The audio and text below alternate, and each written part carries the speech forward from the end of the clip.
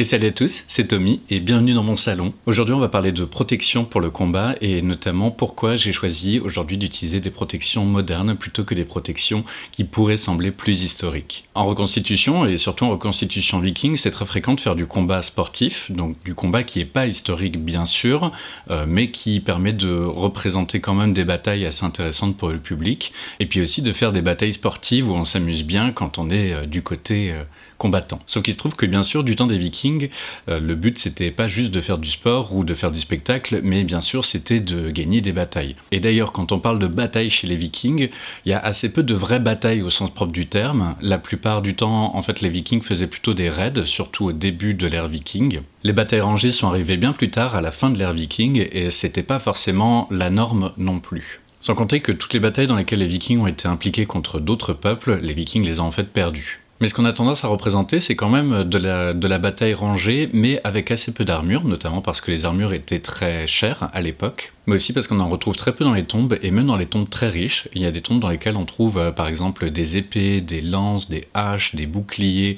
plein de choses comme ça, mais dans lesquelles on ne retrouve pas d'armure, ou quasiment pas d'armure. C'est très rare en fait d'en retrouver dans les tombes vikings. Alors bon, heureusement, on a quand même quelques exemples. On a notamment la tombe de Geirmundbu en Norvège. C'est un homme qui appartenait sûrement à une élite guerrière et il a été enterré avec sa cotte de maille, son casque, une épée et beaucoup d'équipements de combat, beaucoup d'équipements de guerre. Mais c'était un homme de l'élite et en reconstitution, on ne représente pas tous un personnage de l'élite. En général, on a plus de pauvres et de moyens statuts plutôt que des riches. Du coup, comment faire quand on a envie de quand même faire du combat et de se protéger sans être obligé d'avoir forcément une cotte de maille et des choses très riches? Il y a plusieurs solutions qui se valent pas forcément toutes et on va en voir certaines.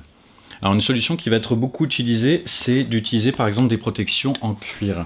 Donc on a ça par exemple et on a ça aussi. Je suis pas vraiment fan de ça, même si ça fait partie de mon matos, hein, je les ai portés, hein, je m'en suis beaucoup servi. Mais il y a plusieurs raisons pour lesquelles j'aime pas trop ça. Notamment, c'est du cuir et ça finit par vite s'assouplir en fait, donc ça protège plus tant que ça. Ensuite, ce n'est pas du tout sourcé, ce n'est pas du tout historique, particulièrement celui-ci, avec les plaquettes, les lamelles comme ça de métal. Et je sais ce qu'on peut se dire. On peut se dire, oui, mais ils avaient du métal, ils avaient du cuir, ils auraient pu le faire. Effectivement, mais il y a plein de choses qu'ils auraient pu faire, mais qu'ils n'ont pas faites, pour diverses raisons. Là, ça, c'est pas vraiment représentatif de ce qu'on retrouve dans les sources.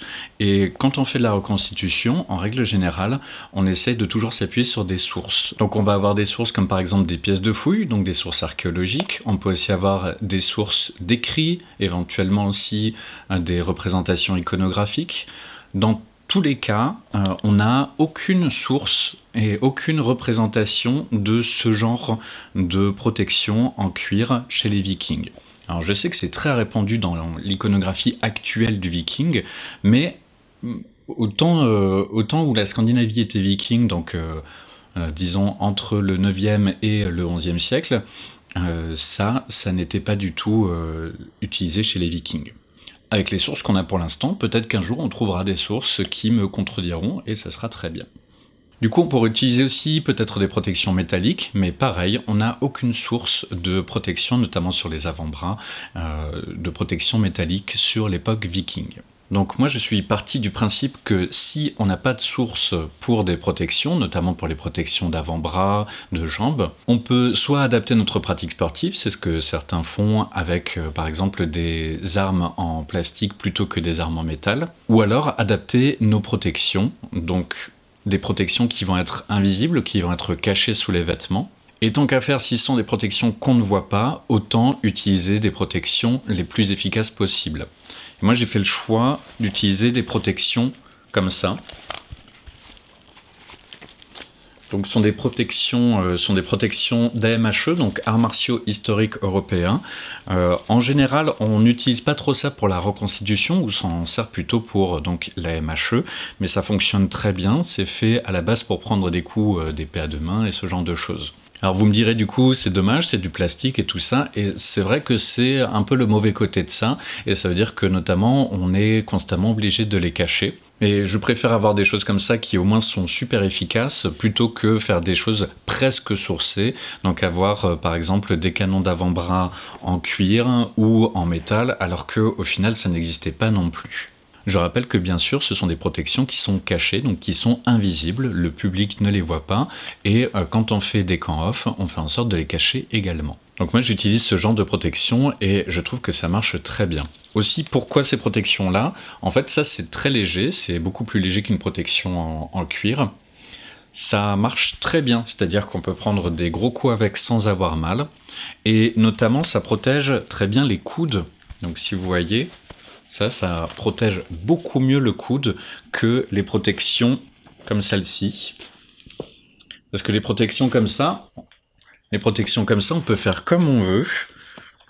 Quoi qu'il arrive, on se retrouve toujours avec le coude qui est légèrement exposé, même quand on les fait sur mesure, parce qu'on ne peut pas garder le coude comme ça en permanence, parce que là, effectivement, je suis bien protégé, mais je ne vais pas garder mon bras tendu en permanence comme ça. Donc là, les coudières marchent, à mon avis, beaucoup mieux. Et si on regarde, on voit que ça épouse beaucoup plus facilement les formes du coude, même quand on bouge. Il y a aussi la même chose pour les genouillères, quelque chose qui est assez difficile à trouver quand on fait du viking. Alors bon, celles-là sont un peu grandes et j'ai des pantalons bouffants, donc c'est pas trop gênant. Mais si vous avez un pantalon droit, il existe d'autres types de genouillères qui seront peut-être un peu moins visibles sous votre pantalon. Juste, je vous déconseille les genouillères et les coudières de ce type-là, qu'on peut trouver dans les magasins d'Airsoft par exemple, ou pour les équipements de type militaire. Je trouve que ça marche pas très bien et notamment on voit sur le côté, il y a toute une partie en fait qui est juste un peu rembourrée, mais si vous prenez un coup d'épée là-dedans, ça fait bien mal, hein, et j'ai déjà testé pour vous, ça marche pas super bien. Alors c'est toujours mieux que rien, vous me direz, mais je déconseille ça. Alors bien sûr, c'est pas une solution parfaite. Le gros souci de ça, c'est qu'il faut cacher les protections pour éviter qu'on les voit. Et puis aussi, comme ce sont des protections faites pour la MHE, elles sont censées être mises par-dessus un gambison ou par-dessus un pantalon rembourré et des choses comme ça. Sauf que nous, c'est pas le cas. On n'utilise pas de gambison et on utilise assez peu de rembourrage. Donc ce que j'ai fait, c'est que à l'intérieur, j'ai mis de la mousse. Donc, voilà, la mousse comme ça, de base, elle y est pas. J'ai mis 1 cm de mousse, c'est de la mousse EVA. Je l'ai acheté chez Cosplay Mat, donc qui est un magasin de cosplay. Et j'ai acheté une plaque d'1 mètre directement et ça m'a coûté une dizaine d'euros. Donc si vous voulez mettre de la mousse dans vos protections, ça coûte vraiment rien. Vous pouvez l'acheter à plusieurs. Là, j'ai utilisé à peu près le quart de la plaque d'1 mètre carré. Et j'ai fait la même chose dans la coudière. Je sais pas si ça se voit bien, je crois que oui. J'ai fait la même chose dans la coudière et ça marche super bien. Je peux prendre des grands coups d'épée ou de hache dans le coude, je sens rien, c'est super efficace. Aussi, je tiens à préciser que je ne suis absolument pas sponsorisé par la marque qui fait ça. Et d'ailleurs, il y a des petits défauts. Donc ça, c'est la marque Spess. Ouais, c'est la marque Spess.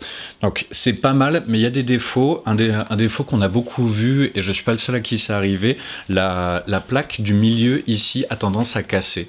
Donc là j'en ai 5 des comme ça, et j'en ai 3 qui sont cassés.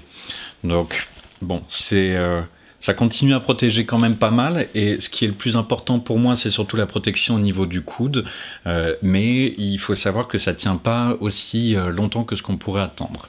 Alors il y a d'autres marques qui fabriquent ça, mais je ne les ai pas encore testées moi-même, donc je peux pas vous en dire plus. Sinon, si vous n'aimez vraiment pas le plastique, il est toujours possible de les fabriquer soi-même en linothorax. Donc c'est Gunnar, un ami, qui a fait ça.